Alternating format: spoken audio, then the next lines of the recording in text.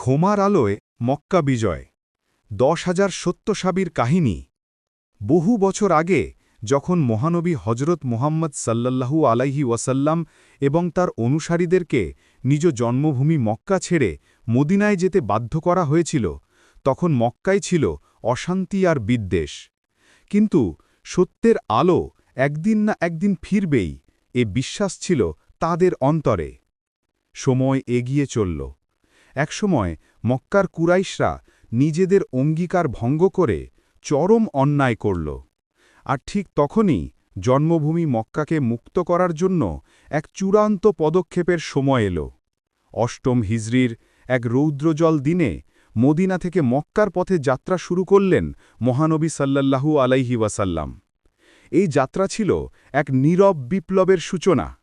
তার সঙ্গে ছিল এক বিশাল বাহিনী, প্রায় ১০,০০০ সাহাবী বা সত্যের পথের অনুসারী। এই ১০,০০০ মানুষ ছিলেন ধৈর্য, ত্যাগ এবং সত্যের প্রতি অবিচল বিশ্বাসের প্রতীক। পথের শেষে যখন এই বিশাল বাহিনী মক্কার উপকণ্ঠে এসে শিবির স্থাপন করল, রাতের অন্ধকারে তাঁবুর হাজারো প্রজ্জ্বলিত আগুন দেখে মক্কাবাসী কুরাইশরা ভয়ে বিহবল হয়ে গেল। তারা বুঝতে পারল তাদের সকল অহংকার আর শক্তি আজ এই সত্যের সামনে তুচ্ছ। যুদ্ধের প্রস্তুতি ছিল সম্পূর্ণ, বিজয় নিশ্চিত ছিল, কিন্তু মহানবী ছিলেন শান্তি ও ক্ষমার দূত। মক্কায় প্রবেশ করার আগে তিনি ঘোষণা করলেন, আজ কোনো রক্তপাত হবে না। যারা অস্ত্র ত্যাগ করবে, যারা নিজ ঘরে থাকবে, কিংবা যারা কুরাইশ নেতা আবু সুফিয়ানের ঘরে আশ্রয় নেবে, আজ তারা সবাই নিরাপদ, তাদের জন্য কোনো ভয় নেই।